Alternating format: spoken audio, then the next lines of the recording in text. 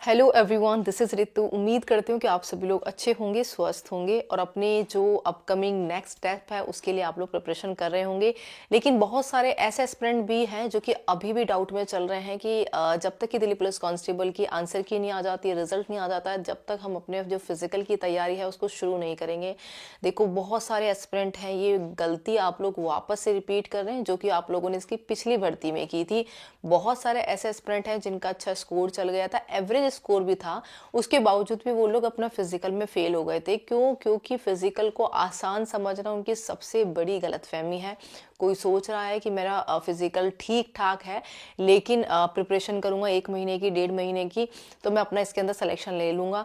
ऐसा नहीं होता है। सर्दियों का टाइम है, 15 से 20 दिन तो आप लोग का स्टेमिना बनाने में निकल जाते हैं। फिजिकल दिल्ली पुलिस कांस्टेबल का इतना आसान नहीं है जितना कि आप लोग समझ कर इसको चल रहे हैं। जैसे ही आप लोगों की आंसर की आएगी, उसके बावजूद भी काफ़ी एस्पिरेंट तो ऐसे होंगे जो कि इसका रिजल्ट का भी वेट करेंगे। लेकिन मैं अपनी जो प्रीवियस वीडियो है उसमें भी आप लोगों को आपका एवरेज स्कोर बता चुकी हूँ कि अगर इसके आसपास आप लोगों का जो पॉजिटिव चीज़ें आ रही हैं, आप लोग जो अटेम्प्ट करके आए हैं उसमें जिस परसेंट की एक्यूरेसी आप लोगों की, अगर उसके आसपास आप लोगों का हो रहा है स्कोर, तो आप लोग अपना ईजिली इसके अंदर सिलेक्शन ले सकते हैं। लेकिन अगर आप लोग वेट करते रहेंगे तो देखो, इसके जिम्मेदार आप लोग खुद होंगे। आपके करियर बनाने में आप लोग बहुत ज़्यादा अभी पीछे हैं। आप लोगों को पता है आजकल एक सरकारी नौकरी बड़ी ही मुश्किलों से मिलती है। आप लोगों ने एग्जाम सेंटर पे भी अपना जो हाल है वो देख लिया होगा। तो जो मौका आप लोगों को मिल रहा है, तो आप लोग तो पहले ये समझो कि मैं बहुत लकी हूँ कि मुझे मौका मिला एग्जाम देने का। बहुत सारे ऐसे एस्पिरेंट हैं, बहुत सारे हैं जिन्होंने अच्छी खासी तैयारी कर रखी थी और एग्जाम भी नहीं दे पाए। आप लोग ये मानिए कितने लकी हैं। हम गिने चुने एस्पिरेंट हैं जिनका एग्जाम हो पाया और उनका जो एवरेज स्कोर है वो भी अच्छा खासा जाएगा। बस हमें ये है कि फिजिकल के लिए प्रिपरेशन करनी है और आप वो भी नहीं कर रहे हैं, बहुत ज़्यादा टाइम वेस्ट कर रहे हैं। तो प्लीज़ ऐसा कोई भी ना करे।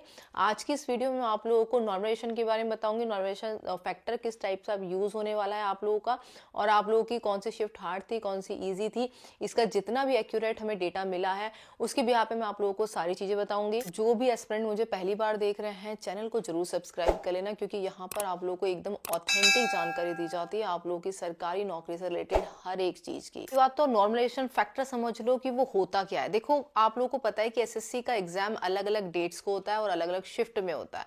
अब ऐसे में कुछ शिफ्ट आप लोगों की हार्ड भी आ जाती है, कुछ शिफ्ट ईजी भी आ जाती है, कुछ शिफ्ट आप लोगों की एवरेज भी हो जाती है। तो ऐसे में क्या होता है कि जो इजी शिफ्ट वाला कैंडिडेट है उसके साथ जो हार्ड शिफ्ट वाला कैंडिडेट है, तो हार्ड शिफ्ट वाले कैंडिडेट के साथ फेयरनेस हो सके, इसीलिए नॉर्मलाइजेशन फैक्टर यूज किया जाता है। एसएससी के एग्जाम में जो अलग अलग शिफ्टों में एग्जाम होते हैं, एसएससी या फिर किसी भी एग्जाम में जहां पर एक सेम डे में एग्जाम कंप्लीट नहीं होता, अलग अलग शिफ्ट होती है, अलग अलग डेट्स होती है, वहां पर नॉर्मलाइजेशन फैक्टर यूज होता है। अब बात कर लेते हैं एसएससी की। तो देखो, एसएससी में इस बार आप लोग का दिल्ली पुलिस कांस्टेबल में परसेंटाइल फैक्टर है वो यूज होगा नॉर्मलाइजेशन के लिए। अब देखो, परसेंटाइल का मतलब क्या होता है? परसेंटाइल का मतलब ये होता है कि आपने अपनी शिफ्ट के अंदर कितने परसेंट कैंडिडेट से बेटर परफॉर्म किया। जैसे 90 परसेंटाइल का मतलब होता है कि आप अपनी शिफ्ट के अंदर 90% कैंडिडेट से ज्यादा आगे हैं, ठीक है। वहीं 50 परसेंटाइल का मतलब होता है कि आप अपनी शिफ्ट में एवरेज हैं। तो इसका मतलब है कि यहाँ पर आप लोग की रैंकिंग मैटर करती है आपके मार्क्स से ज्यादा। अब इसको सिंपल से एग्जाम्पल के तौर पर आपको समझाती हूँ। मान के चलो कि 18 तारीख का, जो 18 दिसंबर की फर्स्ट शिफ्ट का एग्जाम आया था, उसके अंदर कोई एक कैंडिडेट है, कैंडिडेट ए मान लो, चलो अनिल नाम रख लेते हैं उसका, ठीक है। अब अनिल पेपर देने गया, वहां पर उसका जो स्कोर है तो वो आप उसका 75 है, ठीक है। अब उसी शिफ्ट के अंदर, पेपर तो आपका आसान था, इजी, 18 की फर्स्ट शिफ्ट का मान के चलना है आप लोगों को, एग्जाम्पल के तौर पे समझा रही हूँ। तो इस शिफ्ट के अंदर आप लोगों के जो मार्क्स बन रहे हैं और कैंडिडेट के, अनिल के साथ साथ और कैंडिडेट के मार्क्स भी अनिल से ज्यादा बन रहे हैं, ठीक है। तो यहाँ पर अनिल का जो परसेंटाइल होगा तो वो आप लोगों का 75 से 65 हो गया। ये मान के चल सकते कि वहां पर इसका परसेंटाइल घट गया, क्योंकि अब पेपर आसान था और अनिल से ज्यादा बेटर परफॉर्म कर रहे हैं और भी कैंडिडेट। तो आप लोग 18 तारीख के सेकंड शिफ्ट पे आ जाओ। मान के चलो कि ये शिफ्ट आप लोगों की हार्ड आई है और इसमें मैं एग्जाम देने गई हूँ दिल्ली पुलिस कांस्टेबल का। मान के चलो कि मैं वापस एग्जाम देने चल गई, ठीक है। इसमें मैंने जो स्कोर किया वो 65, मान लो कि मैंने 65 स्कोर किया। अब ये पेपर हार्ड आया था, इसमें ज्यादातर एस्पिरेंट के ही कम नंबर बन रहे थे। तो ऐसे में क्या होगा कि जो मेरा स्कोर है 65 वो बढ़ के 75 हो गया, ठीक है। तो ओवरऑल अगर बात करें तो जो अनिल जो कि शिफ्ट फर्स्ट में बैठा हुआ था उसी दिन की, और मैं शिफ्ट सेकंड में बैठी हुई थी, तो मेरा स्कोर उससे ज्यादा हो गया, उसका 65 था, मेरा 75 हो गया। इसलिए जितनी भी दिन में जितनी भी शिफ्ट में आप लोग का एग्जाम हुआ है दिल्ली पुलिस कांस्टेबल का, हर शिफ्ट का आप लोग का परसेंटाइल कैलकुलेट किया जाएगा, उसके बाद आप लोग का नॉर्मलाइजेशन करके सभी को सेम स्केल पर करा जाएगा। तो आ जाते हैं हम सेकेंड चीज के ऊपर कि आप लोग की किस दिन की किस शिफ्ट आप लोग की हार्ड थी। जितने भी दिन आप लोग के एग्जाम चले हैं 18 दिसंबर से लेकर के 6 जनवरी 2026 तक, तो आप लोग की कौन सी शिफ्ट हार्ड रही, कौन सी इजी रही। And genuinely this data is based on aspirant who have been preparing for this exam for the last 1 year. ऐसा नहीं है कि कोई कह देगा कि मेरी शिफ्ट में मुझे 4 क्वेश्चन नहीं आए तो मेरी शिफ्ट हार्ड थी, या फिर मेरे जो शिफ्ट है उसमें तो बहुत सारे मैं करके आया हूं तो मेरी शिफ्ट इजी थी। ठीक है, ऐसा नहीं है, बिल्कुल जेन्युइन डेटा आप लोगों को बता रहे हैं। अब देखो मैं आप लोगों को ना पहले तो कंडीशन बता देती हूँ कि जैसे जिनका फर्स्ट जब पहले के दिनों में स्टार्टिंग के दिनों में एग्जाम होता है उनकी क्या कंडीशन रही है इस बार दिल्ली पुलिस कांस्टेबल के एग्जाम में, बीच वालों का क्या रहा है सीन, और जो लास्ट में जिनका एग्जाम हुआ था उनके साथ क्या क्या सिचुएशन हुई थी। देखो पहले मैं बताती हूँ स्टार्टिंग के दिनों के जिनके 18 19 20 तक एग्जाम हुए थे, 3 दिन मान के चलो हार्डली उनको स्टार्टिंग की शिफ्ट में ही काउंट करेंगे। तो देखो इसमें क्या होता है, एक तो माइंड स्टेट ऑफ माइंड पता है क्या होता है, एक बच्चों का ये होता है उनको पता कुछ होता नहीं है कि क्या चीज आ सकती है क्या चीज नहीं आ सकती, डर का माहौल बना रहता है। और जबकि सिचुएशन ये बन जाती है कि पेपर आप लोग का स्टार्टिंग में इजी बनाया जाता है, लेवल इतना हाई से शुरुआत नहीं होती है कभी भी एसएससी के एग्जाम में। स्टार्टिंग की शिफ्ट में आप लोग का पेपर इजी रहता है, ठीक है। उसमें क्या होता है बच्चों को डर ज्यादा बना रहता है जिसकी वजह से वो नेगेटिव कम अटेम्प्ट करते हैं, ठीक है।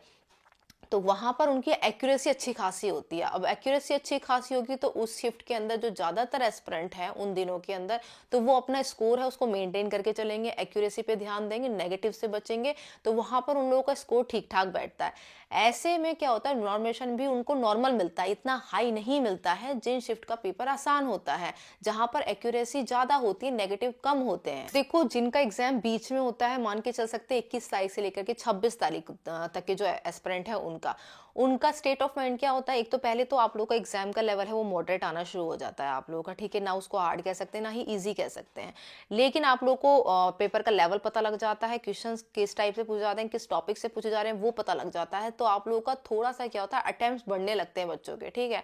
अब जब अटेम्प्ट्स बढ़ेंगे 95 अटेम्प्ट्स करके आ रहे हैं आप लोग 100 में से, ठीक है, और आप लोग तो देख सकते हैं ना फिर नेगेटिव भी कितने सारे होंगे जब इतने सारे अटेम्प्ट करके आ रहे हैं, तो ठीक है जो किया अच्छा वाला किया है हमने पॉजिटिव किया वो भी नेगेटिव में चले जाते हैं, ऐसे में एक्यूरेसी घट जाती है। आ जाते हैं तीसरे टाइप की जो कैटेगरी है, उसमें आप लोगों का जैसे 30 तारीख से मान के चल सकते हैं आप लोग जो एग्जाम होना शुरू हुए आप लोगों के 27 के बाद से, सॉरी 27 के बाद वाली जो शिफ्ट रही है आप लोगों की, उसमें क्या हुआ है जो एग्जाम का पैटर्न है वो फिर से आप लोगों का थोड़ा सा हार्ड की तरफ शिफ्ट होने लग गया था। ऐसे में क्या हुआ अटेम्प्ट फिर से आप लोगों के नॉर्मल हुए, इतने कम भी नहीं हुए कि जो स्टार्टिंग में थे, स्टार्टिंग का कंपेरिजन तो आप कर ही नहीं सकते जो अटेम्प्ट्स में बच्चों का रहा था, ठीक है, लास्ट में भी आप लोगों का, लेकिन थोड़े से अटेम्प्ट्स कम करने लग गए थे जिसकी वजह से जो नेगेटिव्स हैं वो उनके कहीं ना कहीं बचे हैं। एक्यूरेसी मॉडरेट रही है, वो ऐसा नहीं कि हाई एक्यूरेसी हो गई है जो पहले 18 वाली शिफ्ट थी उनके अकॉर्डिंग, नहीं, आप लोगों का जो मॉडरेट वाली शिफ्ट थी बीच वाली उससे थोड़ा सा फर्क नजर आता है। तो ऐसे में क्या होता है वहां पे नॉर्मलाइजेशन आप लोगों के बढ़ने के चांसेस फिर भी थोड़े से ज्यादा बन जाते हैं। देखो मैंने आप लोगों की शिफ्ट स्पेसिफिक हार्ड और इजी बताने से पहले एक सिनेरियो में आप लोगों को ओवरऑल बता देती हूँ। 18 तारीख से लेकर के 20 दिसंबर तक जिनके एग्जाम हुए हैं 3 दिन, उनका आप लोगों का पेपर इजी आया था, मॉडरेट नहीं बहुत इजी आया था, ठीक है। उसके बाद आप लोगों का जो 21 तारीख से लेकर के 26 तारीख की शिफ्ट थी उसमें आप लोगों का इजी टू मॉडरेट शिफ्ट हुआ था। अब आप लोगों का जो 4 तारीख तक मतलब 27 तारीख से लेकर के जो 4 तारीख तक की शिफ्ट थी 4 जनवरी तक की, तो उसमें आप लोगों का पेपर जो मॉडरेट से हार्ड थोड़ा सा शिफ्ट की तरफ गया था, और आप लोगों का 5 और 6 तारीख ये पेपर आप लोगों के आसान रहे हैं, इतने ज्यादा आप लोगों के मॉडरेट टू हार्ड की शिफ्ट नहीं हुए हैं, ये आप लोगों के इजी टू मॉडरेट में ही आप लोग इसको काउंट कर सकते हैं। मैं आप लोगों को स्पेसिफिक डेट की शिफ्ट बता देती हूँ कि जो कि आप लोगों की हार्ड रही है। जैसे कि 23 तारीख की जो सेकंड शिफ्ट है वो काफी हार्ड रही है, वहीं आप लोगों की 30 तारीख की जो थर्ड शिफ्ट है वो हार्ड रही है, 31 की फर्स्ट एंड सेकंड शिफ्ट दोनों ही हार्ड आई थी, और 1 जनवरी की सेकंड शिफ्ट आप लोगों की सबसे ज्यादा हार्ड आई थी। अब देखो इसमें से ना एक चीज हुई है, कुछ चीजें आप लोगों की जो हार्ड रही है ना शिफ्ट वाइज, डेट वाइज, तो वो आप लोगों का रीजन रहा है जीके जीएस का, बस इसके अलावा और कोई रीजन नहीं रहा है। आप लोगों का जीके जीएस स्टार्टिंग में आप लोगों की इजी आ रही थी, बिल्कुल बेसिक बेसिक क्वेश्चन पूछे जा रहे थे, बीच में आप लोगों की 21 तारीख के बाद मॉडरेट हो गई थी। इतना आसान भी नहीं कह सकते कि बच्चे कह रहे हैं बिल्कुल ही आसान पूछे जा रही है, ऐसा नहीं है, ठीक, एक्चुअल में बात करें तो। और जो लास्ट की शिफ्ट है वहां पर आप लोगों की और थोड़ा सा डीप में चला गया था जीके जीएस में, इसीलिए वो आप लोगों का थोड़ा सा हार्ड की तरफ शिफ्ट हो गया था। लेकिन जो सिचुएशन मैंने आप लोगों को बताई है हार्ड और इजी की, वो बच्चों के जो माइंड सेट है उसके अकॉर्डिंग पहले मैंने बताई थी, और जो जनरली बैठ रहे हैं आप लोगों की हार्ड शिफ्ट, उनकी डेट्स मैंने आप लोगों को शिफ्ट वाइज बता दी है। अब मैं आप लोगों को बताती हूँ मैथ्स, रीजनिंग और कंप्यूटर। कंप्यूटर इस बार आप लोगों के पहले के मुकाबले इजी आया है, ठीक है। मैथ्स रीजनिंग में कोई चेंजेस नहीं हो रहे थे, आप लोगों की रीजनिंग आप लोगों का सेम पैटर्न में फॉलो हो रहा था।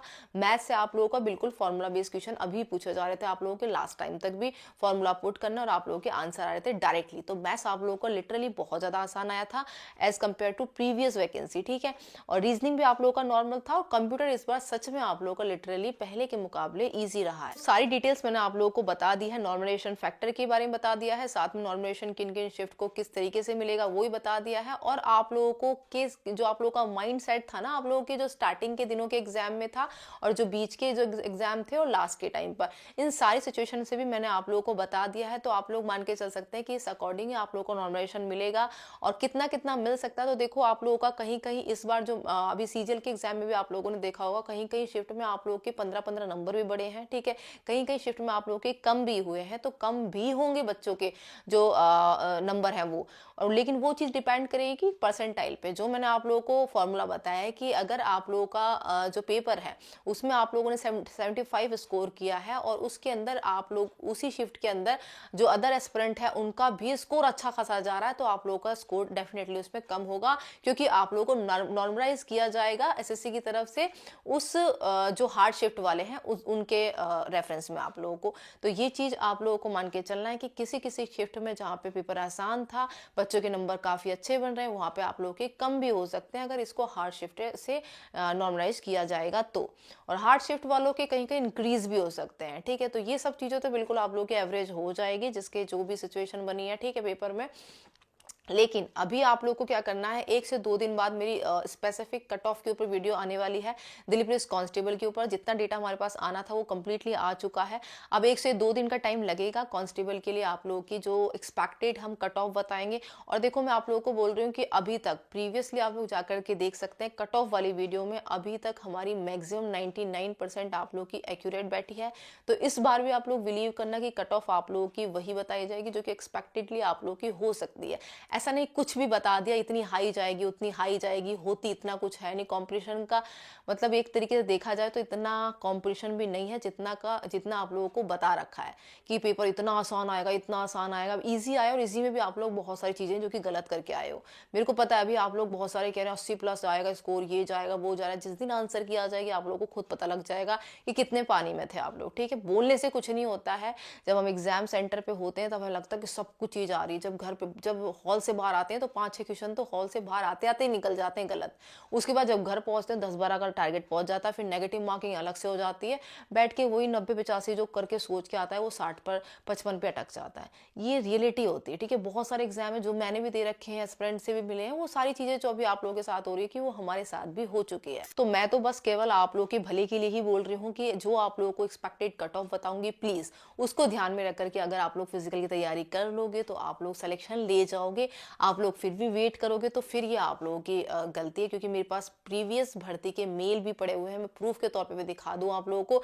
बच्चों के इतने अच्छे अच्छे स्कोर थे, उन्होंने बोला था कि मैम शायद मैं आपकी उस टाइम वीडियो देख लेता तो मैं अपना फिजिकल के लिए प्रिपरेशन कर लेता। मैं पहले से कहती आई हूँ इतना कॉम्पिटिशन नहीं होता है दिल्ली पुलिस के अंदर जितना आप लोग इसको मान के चलते हैं कि इतना इसकी आप लोगों ने वो बना रखा है या माहौल बना रखा है। यूट्यूब पे भी बहुत रहता है ये वो ये सब चीज़ें, ऐसा नहीं है। जेन्युइन जो चीज़ें हैं वो सच में ग्राउंड पे जो स्टेप से हम लोग निकल के आए हैं वो सच में एक एस्पिरेंट ही जानता है, ठीक है। तो आप लोगों को जो कट ऑफ बताई जाएगी उसके अकॉर्डिंग अपने फिजिकल प्रिपरेशन कर लोगे तो फायदे में रहोगे। आप लोग की मार्च के फर्स्ट वीक से आप लोग के एक्सपेक्टेडली जो फिजिकल है वो होने की संभावना है, क्योंकि आप लोग के जो ग्राउंड्स हैं उन पर अब थोड़ा थोड़ा इंस्पेक्शन होना शुरू हो रहा है, ये चीज़ मैं आप लोगों को बता रही हूँ, इसलिए मार्च से डिले आप लोगों का नहीं होगा। ये बात ध्यान से रखना। आप लोगों के पास जनवरी आधा बचा है, फरवरी 1.5 महीने का टाइम बचा है, इसमें फिजिकल की प्रिपरेशन कर सकते हो तो कर लेना। अदरवाइज अगर आप लोग वेट करोगे तो अपना ही लॉस करोगे। जिसके कम नंबर है वो इसके अंदर सिलेक्शन ले जाएगा और आप लोग देखते रह जाएंगे। ठीक है, आप लोगों को सच्चाई बता रही हूँ और इसीलिए बता रही हूँ ताकि आप लोग इसके अंदर सिलेक्शन ले जाएं। बाकी और कोई डाउट है तो आप लोग पूछ सकते हैं, कमेंट करके जरूर बताना कि आप लोग क्या और जो भी क्वेरी है उसके बारे में पूछना चाहते हैं और कौन कौन सी वीडियोस है जो कि आप लोगों के लिए यूजफुल हो सकती है ड्यूरिंग आप लोग की सिलेक्शन तक। तो आप लोग मुझे कॉमेंट करके जरूर बताना। इस वीडियो के लिए आप लोग वेट जरूर करना और इस वीडियो को भी अपने दोस्तों के साथ जरूर शेयर करना। 1-2 दिन में आप लोगों के आंसर की भी आपको देखने को मिल जाएगी, रिजल्ट भी बहुत जल्द देखने को मिलेगा। अपना एक टाइम रनिंग करना शुरू कर दो, डाइट पे अच्छा खासा फोकस करो। बहुत जल्द हम फिजिकल से रिलेटेड भी आप लोगों के लिए वीडियो प्रोवाइड करवाएंगे।